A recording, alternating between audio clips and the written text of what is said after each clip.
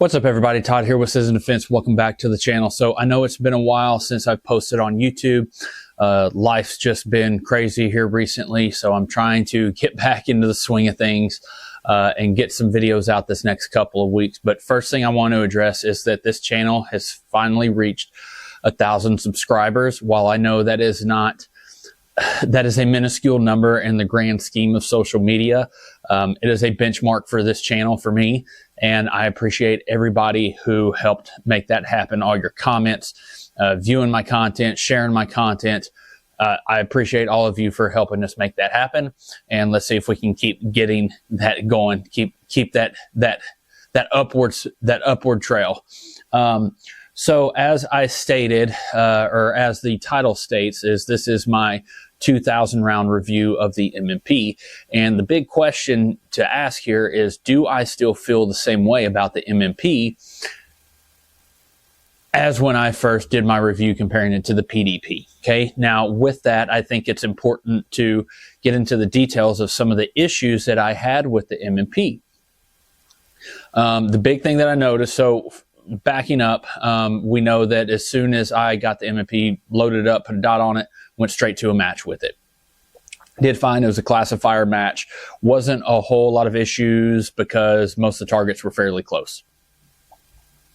Once I started going and spending some range time myself, doing some training in extended distances, 25, 30 yards, I really noted some issues with accuracy. And at first I was trying to give the platform the benefit of the doubt, right? That it was my input into getting familiar with the new platform, right? This was a me issue, not a gun issue, because most handguns, they're going to be more accurate than I could ever be with one, right?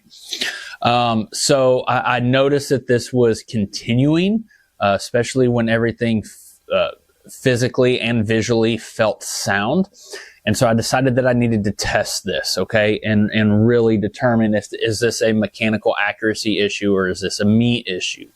So while I don't have a ransom rest, I do have a bog pod with like the vice clamps on the top of it. And with a weapon mounted light, I can vice the handgun into it. And this has been a great method for zeroing handguns in general to get a really good mechanical zero. Now I zero all my stuff at 15 yards on a 1-inch paster. Most modern handguns should be able to perform by putting rounds in a 1-inch paster at 15 yards. Like that should not be a difficult task to ask of modern handguns. So I set up the M&P this way. I actually started at 10 yards and went back to 15, and I wanted to compare accuracy between two different guns, right? So because I needed a baseline, I needed a comparison, and so I did that with the PDP, right? So I set up the M&P 10 yards. It was putting rounds in the 1-inch paster. The M&P, sorry, with the M&P, it was putting rounds in the 1-inch paster at 10 yards. Back up to 15, even that little bit of a difference, I started noticing some variations. About every third or fourth round, it would put one outside of the 1-inch paster. It was very sporadic. Switch over to the PDP, and at 10 yards and 15 yards, the PDP put every single round inside the 1-inch paster.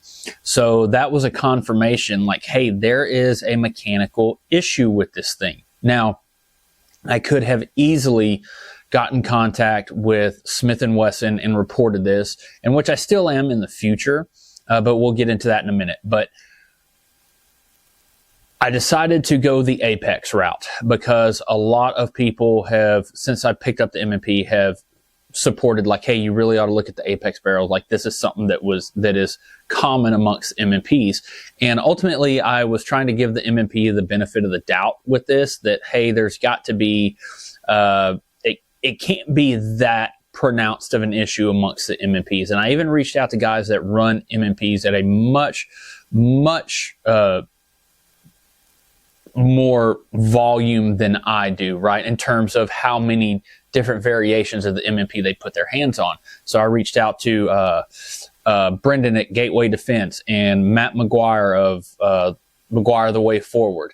And these guys run M&Ps all the time for a long time. And they have not quite seen these issues from their larger sample size. But for me, in my sample size of 1, this was very concerning. So I went for the Apex, decided to go the Apex route. And as you can see here, this is it now with the Apex barrel in there. And this is a Gunsmith Fit barrel. And right out of the gate, significant accuracy increase. It was ridiculous. This past weekend, I was out at the range doing some church security stuff, and I was putting rounds on target at 30, 40 yards, at like A-zone hits easy, even putting in the head box, like the actual head box, not like the ocular box, at 40 yards. So definitely significant increase in accuracy from the Apex. The issue that I have with this in terms of M&P is for a pistol that is supposed to be, it's marketed as duty use. It has duty contracts, like government contracts with agencies. Knowing that I might get one that's a bit of a turd out of the box in terms of accuracy is very concerning, especially with these agencies that have, they have to worry about liability purposes, hostage situations, things like that. Like, they need a firearm that's going to be able to deliver that high level of accuracy, right? And every other handgun on the market, to my knowledge, can do that. So that's a concern for me, and I'm going to reach out to Smith & Wesson about that.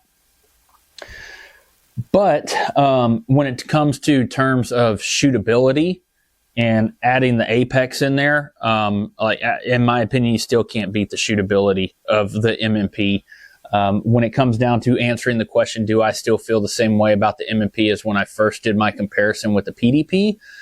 The answer is yes. I do. I still love the M&P. I love this platform. Took care of the accuracy issues with the Apex, and this thing runs like a top, man. I can split this gun pretty quick. It's very, very accurate, and it's just a soft shooting, pleasant shooting gun. And just to give you an idea of how much that I like the platform, I picked up a second one.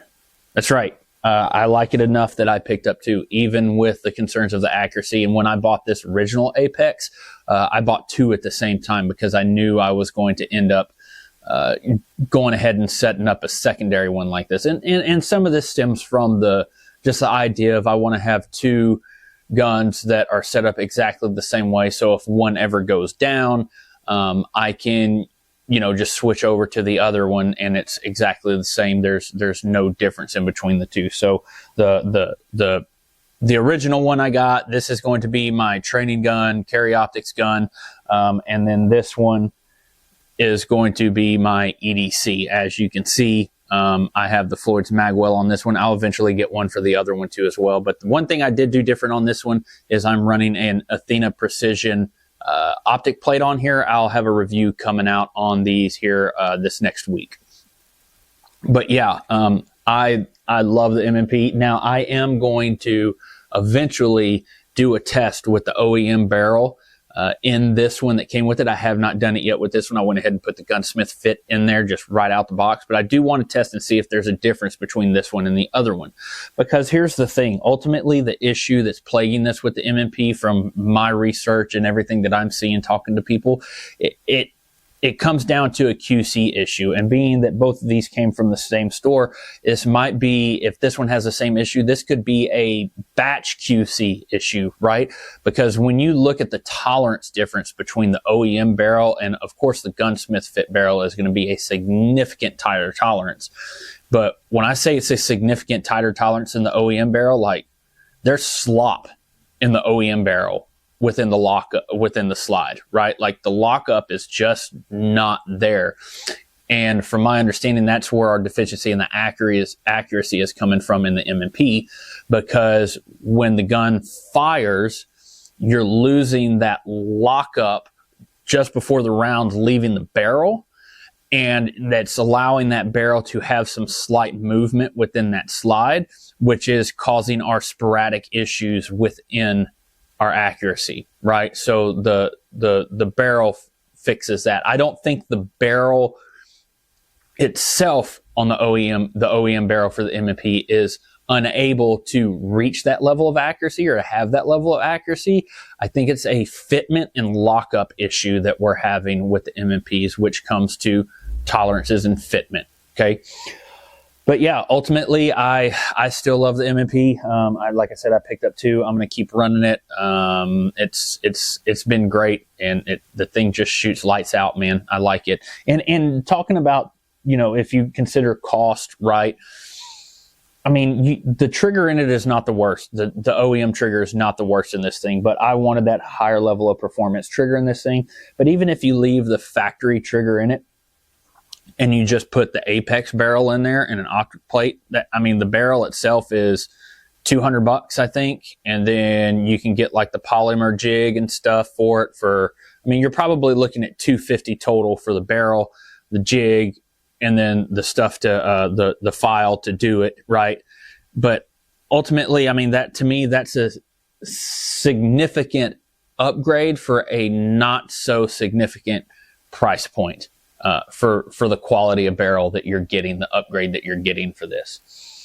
So yeah, that's all I got. That's my opinion, my 2,000 round review of the M&P. Had some issues, still like it. Going to reach out to Smith & Wesson about it because this is something that I think that they need to address as a company. Clearly, it's something that's like I said, maybe it's small batch. Maybe I just got unlucky. Other people have had good luck, but it is what it is at this point. With that, once again, I want to thank everybody for helping me reach 1,000 subscribers. Thank you so much for that. As always, go follow me on Instagram. That will be linked in the description as well. You can find me at citizen_defense. If you like what I'm doing, share this with your friends. If you're new here, please subscribe to the channel, like this video, and get down in the comments. I want to know what you think about the M&P accuracy, any issues you've had with the M&P as well. Just talk about it and see. I like hearing what everyone's input is on what they have to say of their different experiences with this platform or different platforms and so on and so forth. Okay. So until next time, I hope everybody has a great week. Have a great Halloween, and y'all stay safe.